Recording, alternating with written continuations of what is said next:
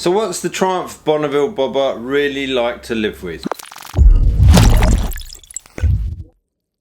Hi, Tony here and welcome to the cave. It's a pretty chilly one today. It's about -1 outside, -7 with the wind chill. Winter is really starting to kick in. But this was just a short video that I wanted to put out just to give you an idea of what it's like to live with the Triumph Bonneville Bobber. Now, I've had the bike about a month, which has given me an opportunity to get some miles on it and use it in all sorts of situations. So you may have already seen my initial review from earlier in the year. Now I've had more time on the bike, I thought I'd just touch on a few of the points of what it's actually like to live and own one of these bikes. So as I say, I've been fortunate enough to have this bike to ride for a while, and when I first got it, you know from the review, if you've seen my review, I like the bike, but I'm not really a cruiser, although this is technically not a cruiser I suppose. I'm not really that kind of rider, but actually I've grown to really like the Triumph Bobber. Now, it is a beautiful tank, but it is small. Personally, I think this ironstone is the best colour in the entire modern classic range, and just having that very simple black raised Triumph lettering I think looks really good. Again, my only other bugbear would be this chrome cap, which stands out as a bit of a sore thumb against everything else on the bike. That would be one thing I would change straight away. It is a small tank, and that's one of the issues I have with this bike. Now, it's not a touring bike, that's for sure. With this smaller tank, the warning light for low fuel on the gauge comes on at around about the 70-mile mark, and it gives you about a 30 or 40-mile range with that warning light on. I've comfortably got around 100 miles range out of this without starting to worry that I'm going to run out of fuel. 100 miles is pretty good. You've got to remember you've got a big 1200 motor pushing this along, and there's another reason why filling up after 100 miles is actually a good thing, and that reason is the seat. Now, after 100 miles you'll be probably looking to get your backside off this seat to give it a rest. It is comfortable, it is supportive, but after that kind of time, I think because you can't move around quite so much on this seat, you start to get a few kind of pressure points, or I certainly did, so you are pleased to jump off. But it's a nicely sculpted seat.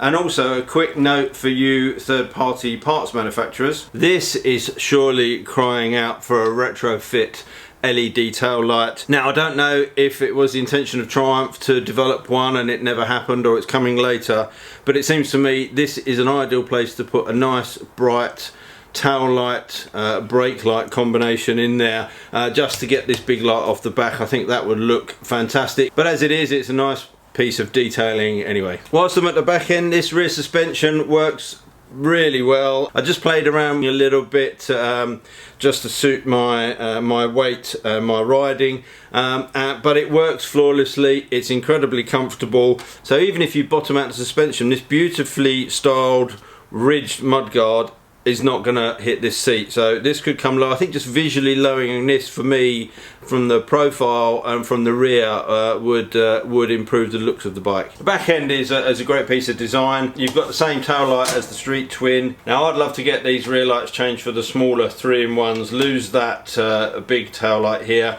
maybe put the short and bobbed fender on and move this plate around the side. That would really neaten the back end of this bike up. Now, a quick word about the Avon Cobra tyres. Really good in the dry. I've not really ridden them in the rain. I have tried them on wet roads, and they're okay. Not the most confidence inspiring, and I think that might be because the profile of the tyres is quite pointed, for want of a better expression. So you tend to find that you're running on quite a narrow contact strip, and it does feel as if it sort of falls off of that quite quickly, so it can be a little bit more skittish. Certainly on poor road surfaces or tram lines it's more noticeable, but I think maybe it's just that they felt different to the Pirelli Scorpion Trails I've got on my Street Twin, which were a more kind of rounded, obviously being a dual sport tyre. But these are okay. Might be interesting to try something different on these, and obviously this has got the bigger front wheel. If you're now looking at the Bonneville Black, that's got a smaller 16-inch wheel with a fatter tyre. I haven't ridden that. It'd be interesting to see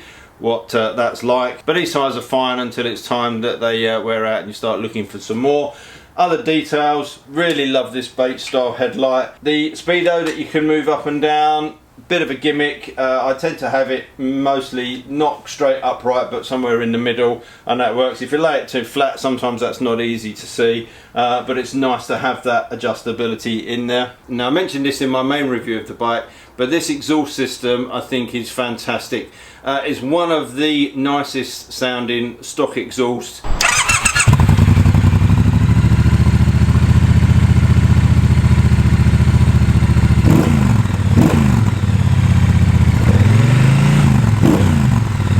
Now, just a simple decap will make this sound even better. By the time you start putting other end pipes on there, it's great. But as it comes from the factory, it's just got such a nice sound to it. So when I first took delivery of this bike, I was a little bit unsure. I'm not really a feet forward cruiser type of guy, but I've actually grown to love this bike. The engine and gearbox are fantastic.